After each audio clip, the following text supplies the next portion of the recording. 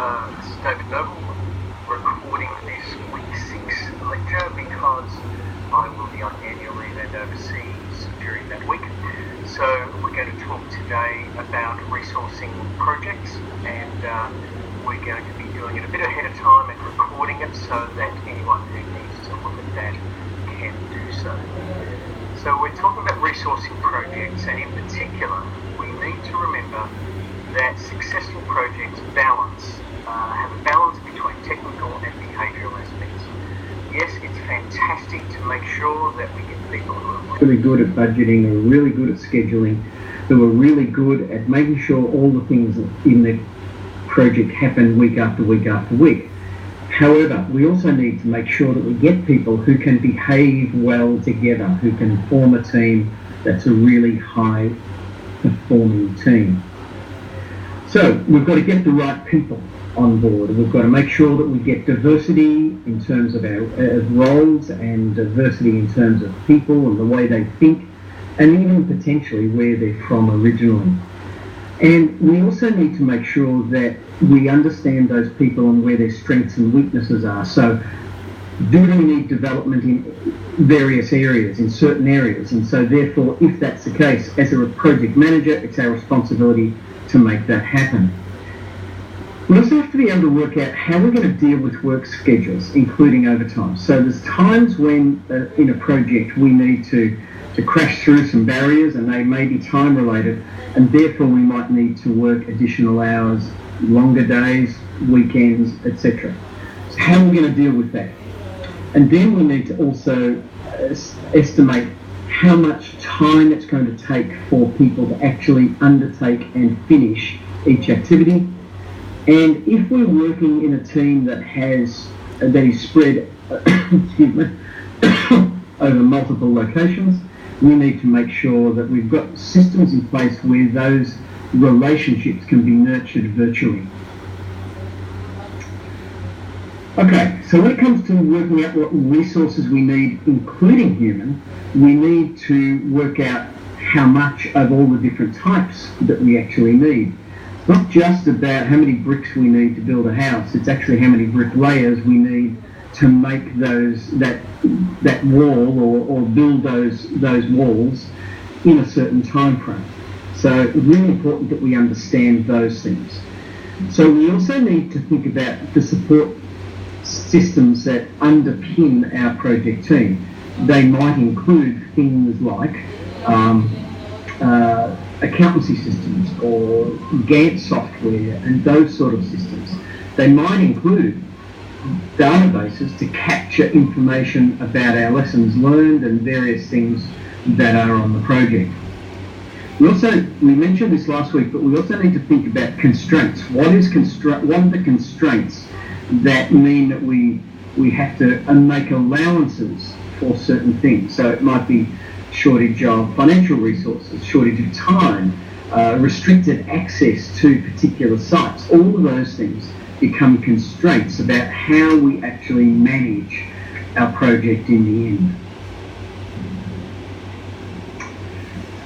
When it comes to our resourcing, we need to think about when we bring people on board. It's no good bringing people on board at the very beginning and having them stand around and only needed for 3 weeks in the middle of our project or something like that. At the same time, we need to think about our SMEs, our subject matter experts. When are we going to bring them in? And they need to come in at crucial times, so it might be at specification time, at order placement time, it might be at delivery time, installation, and then commissioning. Those sort of points, we need to work out when we're going to bring people on board, not just pay someone $100,000 a year from day one, even though they're not actually doing any work. We also need to get the team functioning effectively, and we talk a little bit later in the course about things like team formation theory, Tuckle's team formation theory. But it's really important that at the very beginning we try to iron out all of the differences that we might have in our team, and we get that team performing as quickly as possible.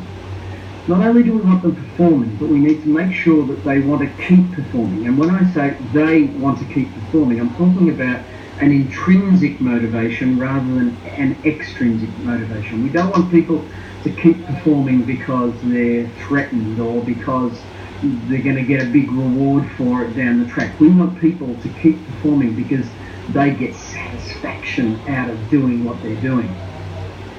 And so we also need to work out when we're going to reward and recognise the team. Now, obviously at the end of the project, we want to recognise the team, but there may be instances where certain team members come on early in the project, leave halfway through the project, and so they're not there at the end to hear that recognition. So we've got to make sure that we know what people are doing, when they're coming, when they're going, and that we choose the right moments to recognise them. And then we've got to work out when to release people. And so sometimes we try to keep as many people there until the end, but their productivity might be reducing down towards the end. So we've got to work out the sweet spots about when it's good to keep them and when it's good to release them onto their next project. We use what's called a responsibility assignment matrix.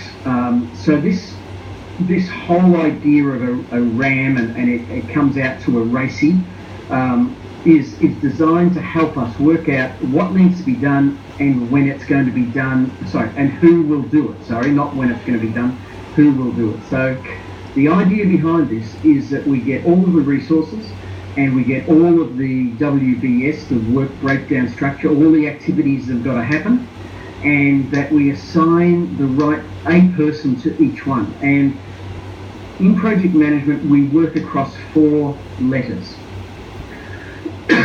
we talk about who's going to be responsible for it, who's actually going to make it happen, who's accountable. So this is where the R and the A come. Who's accountable?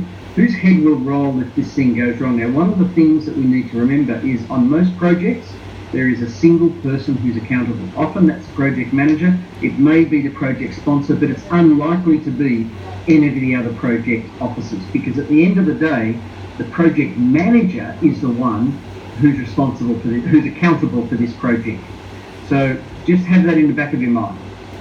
We also need to think about who we need to talk to about that. Who do we need to get information from, and how do we find that information? So it's really important to have identified your list of stakeholders by now and to understand what information we need to get from them.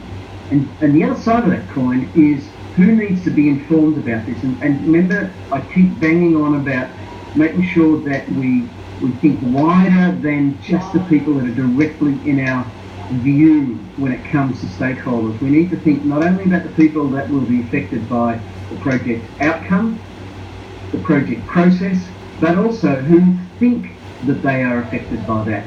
So we might need to do a much wider information provision than we think initially is necessary. So I've got some examples here of partial RACI charts. Okay, so this is out of the book, and what you'll see is that we've got a work breakdown structure on the left hand side here, and the idea behind that is that we attempt to ensure that every one of those tasks has somebody's name listed against it. Now what you'll see here is that we've got a difference between the sponsor in this situation and the project manager. The sponsor is accountable for managing key stakeholders, whereas the project manager is responsible for that. So the sponsor has retained accountability when it comes to the stakeholders. And then we've got other people who need to be consulted about the stakeholders. So they're just people that we go and ask, hey, do you know such and such? What are their interests? What will they need to know from us? But then there's other situations where we just need to inform people. And so in this situation, we are letting people know, both students and parents, what has happened. Okay, so as you go through that RACI chart, you'll see that there is various people doing various things, and it's really important that you keep that in mind as you're developing your RACI chart.